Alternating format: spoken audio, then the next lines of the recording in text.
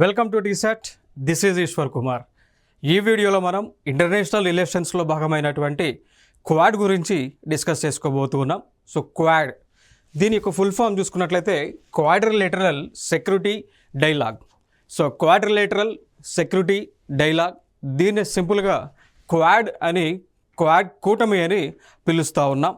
So ఇక్కడ అసలు ఈ క్వాడ్ అనేటువంటిది ఎందుకు ఏర్పాటైంది, దానికి గల కారణాలు ఏంటి, మరి ఏ దేశానికి చెందినటువంటి ప్రైమ్ మినిస్టర్ ప్రోద్బలంతో క్వాడ్ అనేటువంటిది ఏర్పాటు అవ్వడం జరిగింది, మరి దీనిలో క్వాడ్లో భారతదేశం యొక్క పాత్ర ఏ విధంగా ఉంది, ఎంత మేరకు ఉంది, ఏ దేశాలు క్వాడ్ కూటమిలో ఉండడం జరిగింది, మరి క్వాడ్ అనేటువంటిది ఎందుకు ఏర్పాటైందంటే దీనికి ప్రధానమైనటువంటి కారణం ఎందుకు ఏర్పడవలసినటువంటి ఆవశ్యకత ఎందుకు వచ్చింది ప్రస్తుతం ఉన్నటువంటి తరుణంలో అనేటువంటి అంశాలన్నీ కూడా మనం ఈ వీడియోలో డిస్కస్ చేసుకోబోతూ ఉన్నాం. So let us start.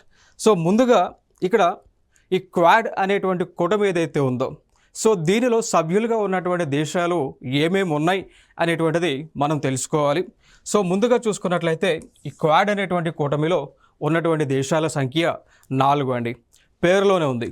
So quadrilateral అని పిలుస్తూ ఉంటాం. మ్యాథమెటిక్స్ మనం చూసినప్పుడు క్వాడ్రిలేటరల్ అనేటువంటి ఒక పాలిగాన్ ఉంటుంది. సో అంటే లైక్ ఇట్ హ్యాస్ 4 సైడ్స్ అన్నట్టు. క్వాడ్రిలేటరల్ అనేటువంటిది ఏంటి అంటే ద షేప్ ఆర్ఎల్స్ the closed boundary which has 4 sides 4. So అంటే క్వాడ్రిలేటరల్ 4 సైడ్స్ ఉన్నాయి. ఇక్కడ కూడా క్వాడ్రిలేటరల్లో 4 దేశాలు ఉంటాయి. సో 4 నెంబర్ 4 దేశాలు ఉంటాయి. సో ఆ దేశాలు ఏ దేశాలు అంటే ఫర్ ఎగ్జాంపుల్గా తీసుకుంటే ఇక్కడ మన భారతదేశం అని అనుకుంటే ఈ ప్లేస్లో భారతదేశం ఉంటుంది. వెస్ట్ సైడ్లో చూసుకున్నట్లయితే ఈ ప్లేస్లో ఇక్కడ యునైటెడ్ స్టేట్స్ ఆఫ్ అమెరికా ఉంటుంది, ఇక్కడ ఇండియా ఉంటుంది. ఈస్టర్న్ సైడ్లో చూసుకున్నట్లయితే ఇక్కడ మనకి ఈ ప్లేస్లో జపాన్ అనేటువంటి ఇంకొక దేశం ఉంటుంది. ఇంకా ఈ సైడ్లో కింద చూస్తే ఇండియాకి కింద ఈ ప్లేస్లో చూసుకున్నట్లయితే ఇక్కడ ఆస్ట్రేలియా అనేటువంటి ఒక దేశం అయితే ఉంటా ఉంది. సో ఆస్ట్రేలియా అనేటువంటి దేశం. సో ఇక్కడ ఈ దేశాల 4 కనుక మనం జాయిన్ చేస్తే, ఈ దేశాలు 4 దేశాలు కనుక మనం జాయిన్ చేసినట్లయితే ఇక్కడ నుంచి ఈ విధంగా షేప్ అనేటువంటిది వస్తూ ఉంది. చూడవచ్చు, ఇదొక సైడ్, ఇదొక సైడ్, ఇదొక సైడ్ అండ్ ఇదొక సైడ్, 4 సైడ్స్ వస్తూ ఉన్నాయి. Okay, so closed polygon, closed boundary shape figure. So 4 sides వస్తూ ఉంది. సో అందుకోసం దీన్ని ఏమన్నామంటే క్వాడ్రిలేటరల్ సెక్యూరిటీ డైలాగ్గా పిలిచాం, క్వాడ్ కూటమిగా పిలిచాము. సో ఇక్కడ యుఎస్ఏ ఉంది, ఇండియా, ఆస్ట్రేలియా అండ్ జపాన్ 4 దేశాల కలయిక ఇక క్వాడ్ కూటమిగా ఏర్పాటు అవడం జరిగింది. దాని తర్వాత మరి క్వాడ్ కూటమి అనేటువంటిది ఎందుకు ఏర్పడింది అంటే ఇక్కడ మనం చూసుకున్నట్లయితే వరల్డ్ మ్యాప్లో మనం చూసుకున్నట్లయితే ఇండియాకి దగ్గరన మనకి ఇండియన్ ఓషన్ అనేటువంటిది ఉంటా ఉంది. సో ఇండియాకి దగ్గరలో ఇండియన్ ఓషన్, హిందూ మహాసముద్రం అనేటువంటిది ఉంటా ఉంది.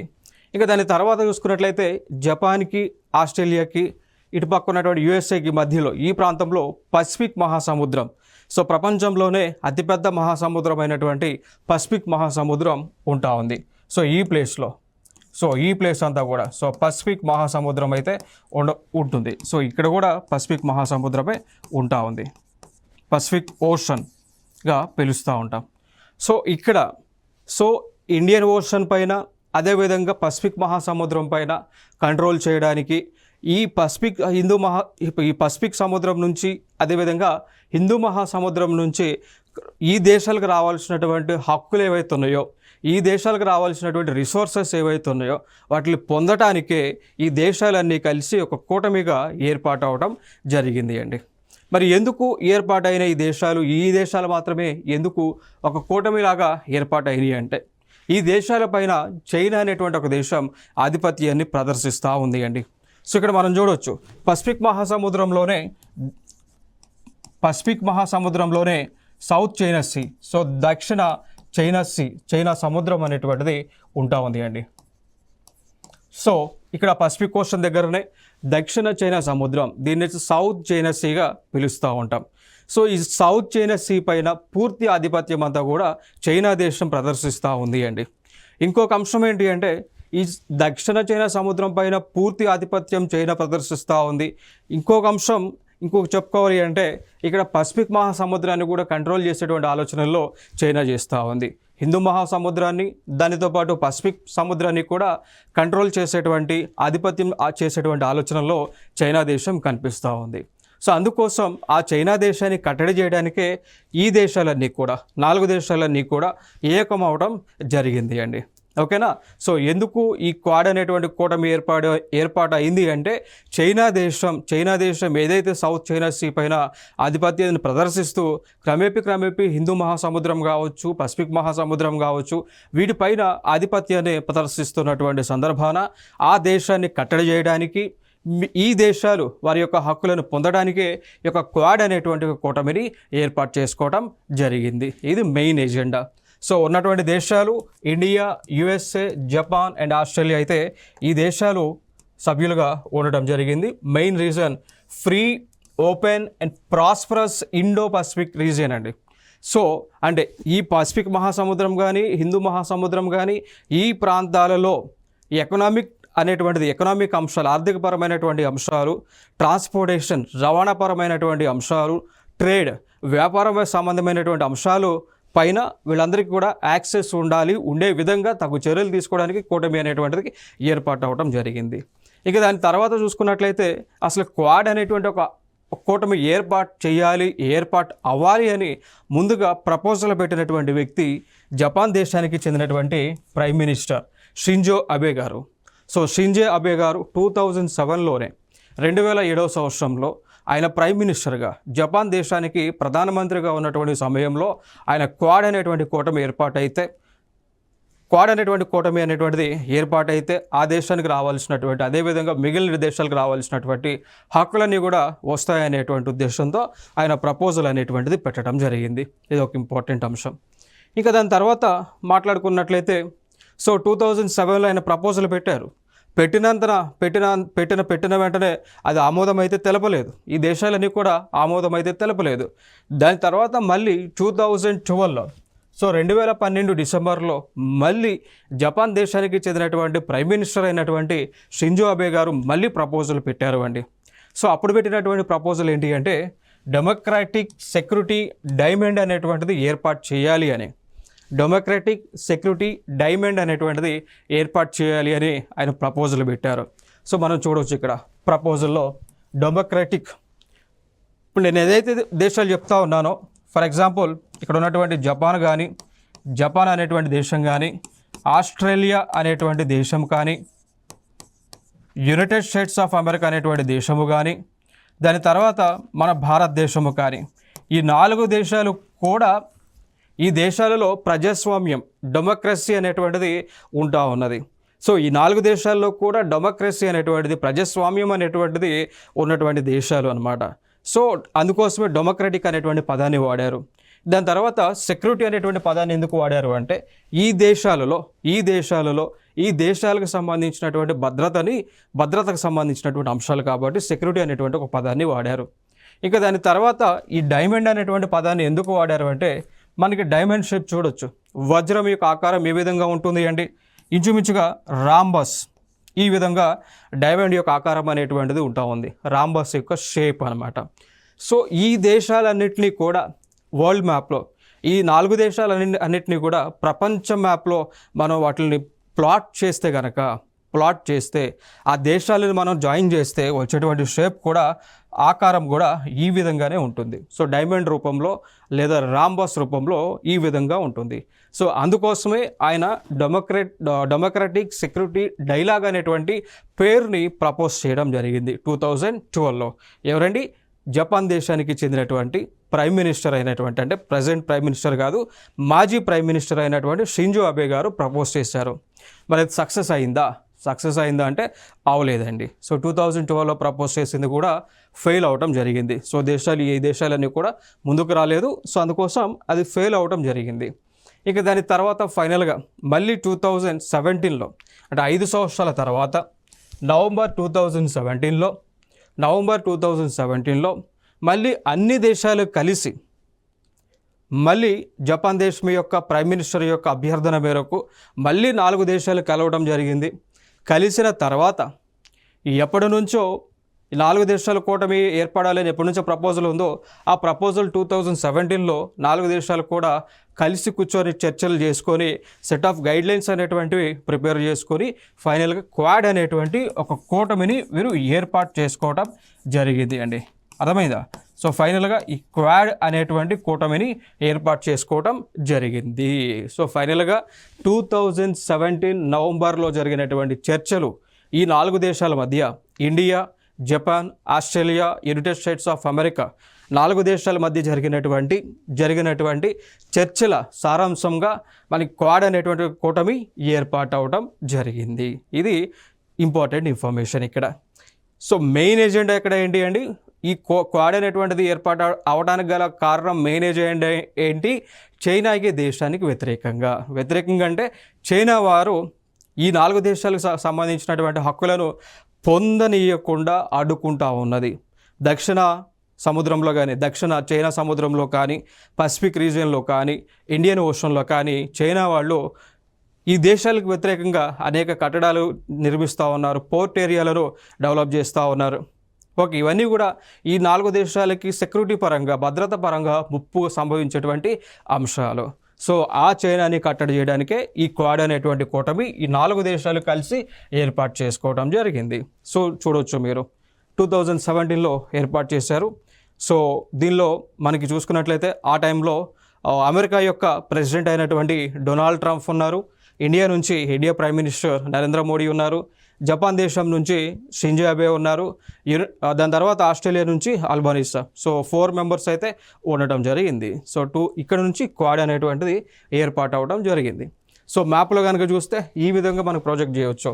ఇక్కడ ఇండియా ఉంటుంది, ఇక్కడ ఆస్ట్రేలియా ఉంటుంది, ఇక్కడ యునైటెడ్ స్టేట్స్ ఆఫ్ అమెరికా ఉంటుంది, ఇక్కడ జపాన్ అనేటువంటి ఒక దేశం ఉంటుంది. 4 దేశాలు కలిసి ఒక కూటమిగానే క్వాడ్ అనేటువంటి కూటమిగా ఏర్పాటు అవ్వడం జరిగింది. దాని తర్వాత చూసుకున్నట్లయితే ఇక్కడ ఇప్పుడు క్వాడ్ నేషన్స్ చైనా.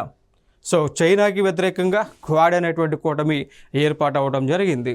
సో ఇక్కడ యునైటెడ్ స్టేట్స్ ఆఫ్ అమెరికా మరి ఎందుకు దీనిలో మెంబర్గా జాయిన్ అయింది, క్వాడ్లో మెంబర్గా జాయిన్ అయింది అంటే యుఎస్ఏకి ఉన్నటువంటి ప్రధానమైనటువంటి అంశం ఏంటి అంటే ఇక్కడ ప్రపంచంలో పవర్ఫుల్ కంట్రీస్ లేదంటే బైపోలర్గా పిలుస్తాము అండి. ప్రపంచంలో పవర్ అనేటువంటిది లేదా ఆధిపత్యం అనేటువంటిది 2 దేశాల మధ్య ఉండేది. Okay, so like for example తీసుకుంటే వెస్టర్న్ కంట్రీస్ నుంచి లేదా వెస్టర్న్ బ్లాక్ నుంచి చూసుకున్నట్లయితే పవర్ అనేటువంటిది యునైటెడ్ స్టేట్స్ ఆఫ్ అమెరికా కంట్రోల్లో ఉండేది. ఈస్టర్న్ సైడ్ చూసుకున్నట్లయితే, సో తూర్పు సైడ్ చూసుకున్నట్లయితే ఈస్టర్న్ బ్లాక్గా దీన్ని లీడింగ్ చేస్తూ రష్యా వాళ్ళు ఉండేవాళ్ళండి. సో ప్రపంచం అనేటువంటిది బైపోలార్గా అంటే 2 పవర్లు కలిగినటువంటి ఇదిగా కన్వర్ట్ అవ్వడం జరిగింది. సో వెస్టర్న్ పార్ట్ అంతా కూడా యునైటెడ్ స్టేట్స్ ఆఫ్ అమెరికా కంట్రోల్లో, ఈస్టర్న్ పార్ట్ అంతా కూడా రష్యా కంట్రోల్లో ఉండటం జరిగింది. సో 2 దేశాలే బైపోలార్ కంట్రీస్గా పిలుస్తూ ఉంటారండి. ఓకేనా? సో 2 దేశాలని బైపోలార్ కంట్రీస్గా పిలుస్తూ ఉంటారు. ఇప్పుడు క్రమేపీ రాను ఈ 2 దేశాలతో పాటు చైనా కూడా అదే విధంగా ఆ పవర్ హబ్గా మారుతూ ఉన్నది క్రమేపీ. సో చైనా దేశము కూడా వన్ ఆఫ్ ది పవర్ హబ్గా మారుతూ ఉన్నది. ఇంకొకటి ఆసియా ఖండంలోనే ఈ చైనా అనేటువంటి దేశం ఆధిపత్యాన్ని చలాయిస్తూ ఉంది. ఓకేనా? సో ఆసియా ఖండంలో లేదంటే తూర్పు ఆసియా, ఈస్ట్ ఏషియాలో ఈ చైనా యొక్క ఇన్ఫ్లుయెన్స్ అనేటువంటిది క్రమేపీ పెరుగుతూ ఉంది. సో ఆసియా ఖండం పైన చైనా యొక్క ప్రభావం అనేటువంటిది పెరగడం అనేటువంటిది యునైటెడ్ స్టేట్స్ ఆఫ్ అమెరికాకు ఇష్టం లేదు. అర్థమైందా? సో ఆల్రెడీ ప్రపంచంలో రెండు పవర్ హబ్స్ ఉన్నాయి. ఒకటి యుఎస్ఏ, రెండోది రష్యా, మూడవది చైనా రావటము యునైటెడ్ స్టేట్స్ ఆఫ్ అమెరికాకు ఇష్టం లేదు. సో అందుకోసం చైనాని కట్టడి చేయడానికే ఈ యుఎస్ఏ కూడా క్వాడ్ కూటమిలో జాయిన్ అవ్వడం జరిగింది. ఇది ఒక ఇంపార్టెంట్. నెక్స్ట్ దాని తర్వాత చూసుకున్నట్లయితే మరి ఆస్ట్రేలియా అనేటువంటి ఒక దేశం మరి ఎందుకు ఇక కూటమిలో జాయిన్ అయ్యింది అంటే కారణం ఏంటి అంటే చైనా దేశము ఆస్ట్రేలియాలో ఉన్నటువంటి ప్రాంతాలని కూడా కబ్జా చేసేటువంటి ఆలోచన చేస్తూ ఉంది.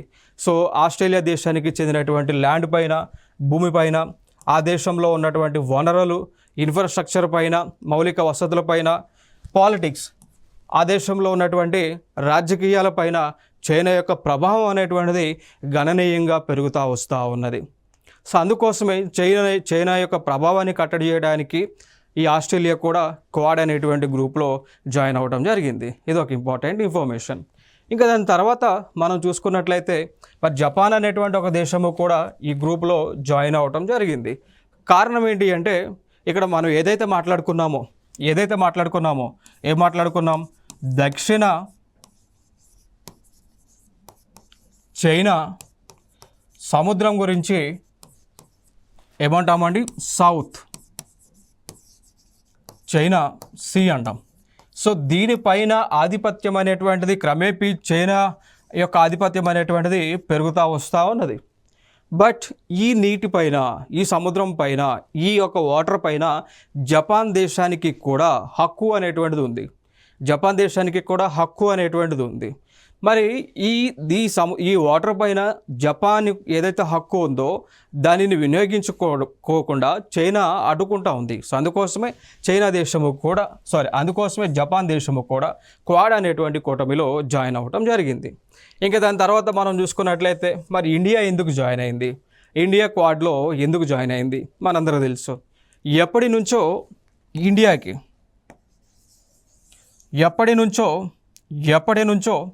ఇండియాకి చైనాకి మధ్య సరిహద్దు గొడవలు అనేటువంటివి ఎప్పటి నుంచో ఉండటం జరిగింది మిత్రమా.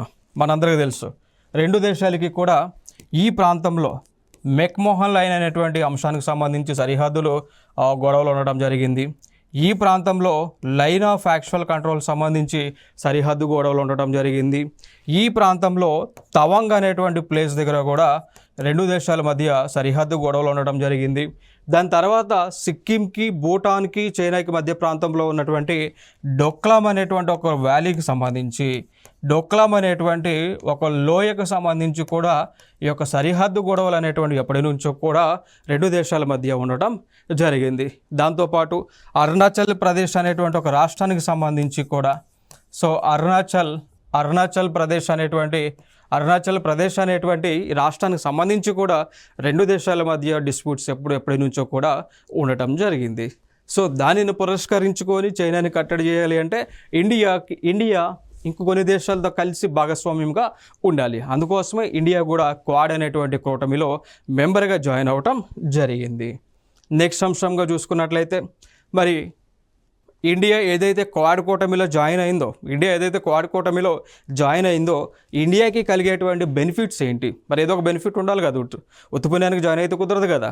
సో ఇండియాకి కలిగేటువంటి బెనిఫిట్స్ ఏంటి అంటే, ఏదైనా కానీ భవిష్యత్తులో ఇండియాకి చైనాకి మధ్య యుద్ధం కనుక సంభవిస్తే, చైనాకి మధ్య యుద్ధం అనేటువంటిది సంభవిస్తే భవిష్యత్తులో ఆ సమయంలో ఖచ్చితంగా ఈ క్వాడ్ అనేటువంటి అగ్రిమెంట్ ద్వారా భారతదేశానికి యునైటెడ్ స్టేట్స్ ఆఫ్ అమెరికా, అదేవిధంగా ఆస్ట్రేలియా అనేటువంటి ఒక దేశం, అదేవిధంగా జపాన్ అనేటువంటి ఒక దేశం సపోర్ట్ చేయాల్సి ఉంటుంది క్వాడ్ అగ్రిమెంట్ ప్రకారం. సో ఇది ఒక బెనిఫిట్గా మనం చెప్పుకోవచ్చు. సో రెండు దేశాల మధ్య ఎప్పుడైనా కానీ వార్ సిచ్యువేషన్ వచ్చినా కానీ, ఇంకేదైనా ఇష్యూస్ వస్తే కానీ, వచ్చినటువంటి సమయంలో ఈ మిగిలినటువంటి మూడు దేశాలు కూడా భారతదేశం వైపే నిలబడాల్సి ఉంటుంది క్వాడ్ అనేటువంటి ఈ క్వాడ్లో చేసుకున్నటువంటి ఒక అగ్రిమెంట్ ద్వారా. దాని తర్వాత ఇంకొక అంశం మనం చూసుకున్నట్లయితే ల్యాండ్ గ్రాబ్ అటెంప్ట్స్ అండి. సో ఇక్కడ ఈ ఒక పక్క పాకిస్తాన్ వాళ్ళు కానీ, ఒక పక్క చైనా వాళ్ళు కానీ భారతదేశానికి చెందినటువంటి ల్యాండ్ ఏదైతే ఉందో, సో ఫర్ ఎగ్జాంపుల్ ఇది ఇండియా మ్యాప్ అనుకుంటే, ఈ ప్రాంతంలో, సో ఈ ఏరియాని పాకిస్తాన్ కబ్జా చేయాలని చూస్తూ ఉంది. ఇక్కడ ఉన్నటువంటి ప్రాంతాన్ని చైనా దేశం కబ్జా చేయాలని చూస్తూ ఉంది. మరి ఇట్లాంటి సిచ్యువేషన్ జరుగుతూ ఉంది కాబట్టి దీన్ని మనం కట్టడి చేయాలి అంటే ఇట్లా క్వాడ్ అనేటువంటి గ్రూప్ యొక్క సపోర్ట్ అనేటువంటిది నీడ్ ఉంది. సో ఇక్కడ ఈ సిచ్యువేషన్ ఉన్నా కానీ క్వాడ్ అనేటువంటి గ్రూప్లో ఉన్నటువంటి దేశాలు భారతదేశం వైపు నిలబడతాయి కాబట్టి, సో ఇదొక అడ్వాంటేజ్గా మనం మాట్లాడుకోవచ్చు అండి. దాని తర్వాత ఇంకొక అంశం ఏంటి, multipolar world regional super power. So Asia ఖండంలో చైనా అనేటువంటి దేశం ఆధిపత్యాన్ని చెలాయిస్తూ ఉంది. దీన్ని కంట్రోల్ చేయడానికి ఆసియా ఖండంలో ఉన్నటువంటి ఈ ఏకైక దేశము భారతదేశమే.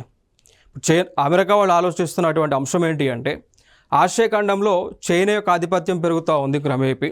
దాన్ని కంట్రోల్ చేయగలిగినటువంటి దేశం, ఆ సత్తా కలిగినటువంటి దేశం, ఏకైక దేశం భారతదేశమే అని యునైటెడ్ స్టేట్స్ ఆఫ్ అమెరికా వాళ్ళు కూడా ఆలోచన చేస్తూ ఉన్నారు. అందుకోసమే ఆ ఫ్రెండ్షిప్ అనేటువంటిది అమెరికా వాళ్ళు మనతో స్టిల్ ఇప్పటికీ కూడా కంటిన్యూ చేస్తూ ఉన్నారు. సో దానిలో భాగంగానే అమెరికా వాళ్ళు ఇండియాకి, మన ఇండియన్ గవర్నమెంట్కి రీసెంట్గా అపాచీ అనేటువంటి హెలికాప్టర్లని అందించడం జరిగింది. అపాచీ అనేటువంటి హెలికాప్టర్లని భారతదేశానికి ఇచ్చారు. దాని తర్వాత MQR-9 అనేటువంటి డ్రోన్లని కూడా, MQR-9 అనేటువంటి డ్రోన్స్ని కూడా అమెరికా వాళ్ళు ఇండియన్ గవర్నమెంట్కి ఇవ్వడం జరిగింది. అంటే ఫ్రీ అయితే కాదు కానీ డబ్బుల కోసం ఇచ్చారు. బట్ ఇచ్చేవాళ్ళు కూడా కావాలి కదా, టెక్నాలజీ ట్రాన్స్ఫర్ చేసేవాళ్ళు కూడా కావాలి కదా. సో అందుకోసమే ఈ టెక్నాలజీ అంతా కూడా అమెరికా ఇండియాకి ట్రాన్స్ఫర్ చేస్తూ ఉంది. సో ఇవన్నీ కూడా బెనిఫిట్స్గా మనం చెప్పుకోవచ్చు అండి. దాని తర్వాత ఇక్కడ ఉన్నటువంటి అంశాలు, సవాళ్ళు చూసుకున్నట్లయితే చైనా ఒక పక్క, క్వాడ్ దేశాలన్నీ ఒక పక్క. దీనికి సంబంధించినటువంటి ఛాలెంజెస్, సవాళ్ళు మనం చూసుకున్నట్లయితే ఇక్కడ సౌత్ చైనా సీ ఏదైతే నేను మాట్లాడుతూ ఉన్నానో, సో దీనిపైన ఆధిపత్యం అనేటువంటిది చైనా స్టిల్ ఇప్పటికీ కూడా ప్రదర్శిస్తూ ఉంది. దానికి సంబంధించి ఈ దేశాలన్నీ కూడా, ఈ సౌత్ చైనా సీ చుట్టూ ఉన్నటువంటి దేశాలు అంతర్జాతీయ న్యాయస్థానాన్ని వీళ్ళు అప్రోచ్ అయ్యారు. దాన్ని ఇంటర్నేషనల్ కోర్ట్ ఆఫ్ ఆర్బిట్రేషన్ అంటారు. సో అంతర్జాతీయ న్యాయస్థానం, ఇంటర్నేషనల్ కోర్ట్ ఆఫ్ ఆర్బిట్రేషన్ని అప్రోచ్ అయ్యారు. అప్రోచ్ అయినప్పుడు వారు ఒక జడ్జిమెంట్ అనేటువంటిది పాస్ చేశారు అండి. ఏ జడ్జిమెంట్ పాస్ చేశారు అంటే, సౌత్ చైనా సీ ఏదైతే ఉందో, ఈ సౌత్ చైనా సీ చుట్టూ ఉన్నటువంటి దేశాలకి కూడా దీనిపైన హక్కు అనేటువంటిది ఉంటుంది అని వీళ్ళు జడ్జిమెంట్ని పాస్ చేశారు. బట్ ఆ జడ్జిమెంట్ని చైనా వాళ్ళు స్టిల్ ఇప్పటికీ కూడా వారు అంగీకరించటం లేదు. సో ఇదొక ఛాలెంజ్గా మనం చెప్పుకోవచ్చు అండి. దాని తర్వాత చూసుకున్నట్లయితే, దాని తర్వాత ఇంకొక సవాలుగా చూసుకున్నట్లయితే, ఇంకొక సవాలు ఏంటి అంటే, చైనా దేశము ఆసియన్ కూటమికి దగ్గరగా అవుతూ ఉన్నది అండి. సో చైనా దేశము ఆసియా కూటమికి దగ్గరగా అవుతూ ఉంది. సో ఈ 4 దేశాలు క్వాడ్ అనేటువంటి కూటమి ఏర్పాటు చేశారు అని, అందుకోసం చైనా వాళ్ళు ఆసియన్ కూటమికి దగ్గర అవుతా ఉన్నారు. మరి ఆసియన్ కూటమి అంటే దీన్నే మనం ఏమంటాము అండి, Association of South East Asian నేషన్స్గా పిలుస్తూ ఉంటాం. అసోసియేషన్ ఆఫ్, సో దీని యొక్క ఫుల్ ఫామ్ కూడా మనకి important, association of South East Asian nations. So ఇదొక కూటమి. సో ఈ కూటమికి చైనా వాళ్ళు దగ్గర అవుతూ ఉన్నారు. దాని తర్వాత ఇంకొక కూటమి ఉంటుంది, అదే the regional cooperation economic partnership అంటామండి. ఓకేనా. So RCEP, regional cooperation economic partnership అనేటువంటి ఇంకొక సమూహం ఉంది. దానికి కూడా ఈ చైనా వాళ్ళు దగ్గర అవుతూ ఉన్నారు. సో ఈ రెండు కూడా ఛాలెంజెస్గా, క్వాడ్ ముందు ఉన్నటువంటి సవాళ్ళుగా మనం చూడొచ్చు. ఇంకా దాని తర్వాత మనం చూసుకున్నట్లయితే, ఈ ఆసియన్ కూటమి అనేటువంటిది మరి ఎందుకు చైనా అంటే మనకి భారతదేశానికి కూడా ఈ ఆసియన్ కూటమి అనేటువంటిది చాలా ఇంపార్టెంట్ అయినటువంటిది. చూసుకున్నట్లయితే ఇక్కడ చైనాకి అతి చేరువలో ఉన్నటువంటి దేశాలు ఇవన్నీ కూడా.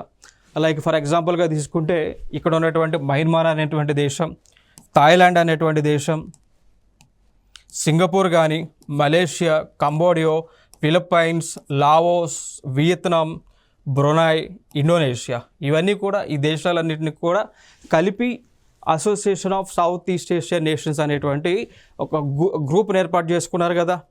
సో వీటి దగ్గరికి చైనా వాళ్ళు పోతూ ఉన్నారు. సో అది క్వాడ్ గ్రూప్కి ఒక సవాల్గా మారుతూ ఉంది.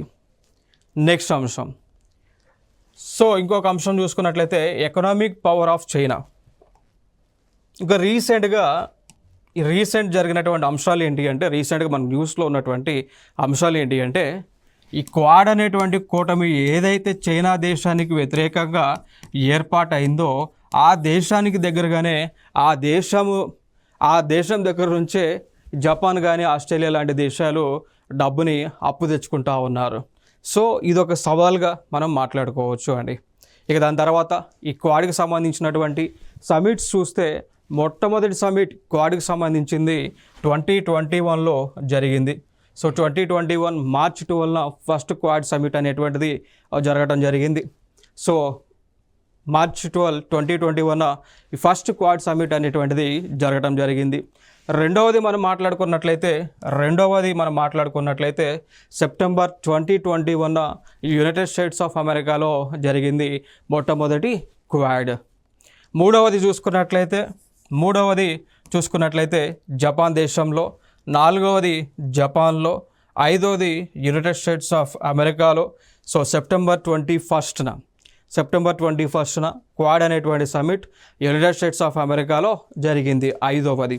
ఆరవది మాత్రం నెక్స్ట్ ఇయర్ 2025లో ఇండియాలో జరగబోతూ ఉంది. సో డేట్స్ అయితే ఇంకా అనౌన్స్ చేయలేదు. సో ప్రస్తుతానికి ఈ క్వాడ్ సమిట్లు ఇప్పటి వరకు 5 సమిట్స్ అయితే జరగడం జరిగింది. సో 5 మాత్రమే జరిగినాయి.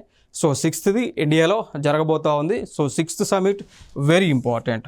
6th summit, so 6th quad summit అనేటువంటిది చాలా ఇంపార్టెంట్. కారణం ఏంటి అంటే భారతదేశము ఆతిథ్యం ఇవ్వబోతూ ఉంది కాబట్టి సో వీటిపైన క్వశ్చన్స్ అనేటువంటివి రావడానికి చాలా పాసిబిలిటీ అనేటువంటిది ఉన్నది.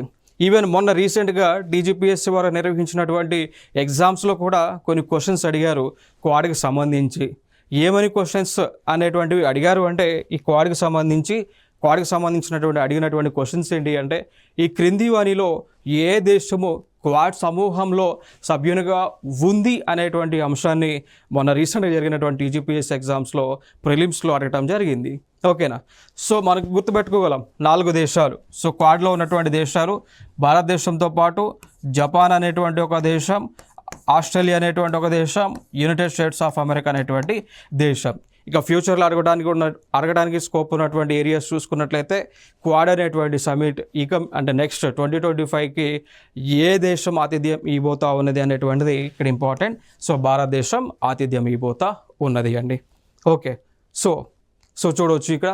ఇంకా ఫర్దర్గా ఈ క్వాడ్కి సంబంధించి ప్రీవియస్ టైమ్స్లో అడిగినటువంటి క్వశ్చన్స్ చూద్దాం ఇక్కడ. So the quadrilateral security dialogue group consist of India, USA, Japan and Australia.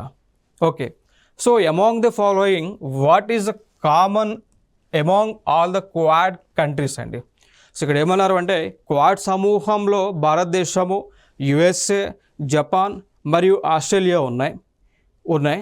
క్రింది వాటిలో అన్ని క్వాడ్ దేశాలలో సాధారణమైనటువంటి అంశం ఏంటి అని అడుగుతా ఉన్నారు అండి. అంటే 4 దేశాల్లో కామన్గా ఉన్నటువంటిది ఏంటి అనేటువంటి క్వశ్చన్ అడిగారు. ఇది ప్రీవియస్ ఇయర్ క్వశ్చన్ అండి. ఇది ఒక ప్రీవియస్ ఇయర్ క్వశ్చన్ క్వాడ్కి సంబంధించి అడిగిన దానిలో. సో స్టేట్మెంట్స్లో 1 చూస్తే all are Asian member states అండి. అంటే అన్ని దేశాలు కూడా ఆసియన్ మెంబర్స్ అని అంటూ ఉన్నారు. మరి అవునా కాదా? రెండవది they are democratic countries and have similar maritime interest అండి. సో రెండో ఆప్షన్ ఏంటి అంటే ఈ 4 దేశాలన్నీ కూడా ప్రజాస్వామ్యబద్ధమైనటువంటి దేశాలు. 4 దేశాలకి కూడా సేమ్ ఇండో పసిఫిక్ మహాసముద్రం పైన 4 దేశాలకి కూడా ఇంట్రెస్ట్ అనేటువంటిది ఉంది అంటూ ఉన్నారు రెండో దానిలో. మూడవ స్టేట్మెంట్ చూసుకున్నట్లయితే సార్క్ కంట్రీస్ అంటూ ఉన్నారండి. SAARC countries, south Asian association of regional cooperation countries, ఈ 4 దేశాలు అంటున్నారు. మరి అవునా కాదా? నాలుగవది ఆల్ ద అబో, అన్ని స్టేట్మెంట్స్ సరైనవి అని అంటూ ఉన్నారు. సో ఆన్సర్ ఏమై ఉండొచ్చండి? What might be the answer? Yes, exactly second is the answer. So ఈ 4 దేశాలు కూడా డెమోక్రటిక్ కంట్రీస్ అండి. 4 దేశాలు కూడా డెమోక్రటిక్ కంట్రీస్, ప్రజాస్వామ్యబద్ధంగా ఏర్పడినటువంటి దేశాలు. 4 దేశాలకు కూడా ఉన్నటువంటి ఒక ఆలోచన ఏంటి అంటే ఇండో పసిఫిక్ రీజియన్ పైన, సో ఇండో పసిఫిక్ రీజియన్ పైన ఆధిపత్యాన్ని చెలాయించడం, దాంతోపాటు వాటిపైన హక్కులను పొందేటువంటి ఉద్దేశంతో ఈ క్వాడ్ అనేటువంటి కూటమి ఏర్పాటు అవటం జరిగింది అండి. ఓకేనా? సో ఇంకొక అంశం so which countries are not included in the Quad group? So Quad గ్రూప్లో కానటువంటి దేశాలు ఏవని అడిగారు. సో సింపుల్ క్వశ్చన్ ఆల్రెడీ మనం డిస్కస్ చేసి ఉన్నాం. So 1 USA, 2 Australia, 3 Russia and 4 India. So ఏ దేశాలు కానివి. సో దీనికి ఆన్సర్ రష్యా. సో రష్యా అనేటువంటి దేశం క్వాడ్లో సభ్యులుగా లేవండి. ఓకే, సో ఇది క్వాడ్కి సంబంధించినటువంటి అంశాలు. సో నెక్స్ట్ వీడియోలో ఇంకొక అంశంతో మీ ముందుకు రావడం జరుగుతుంది. Thank you so much.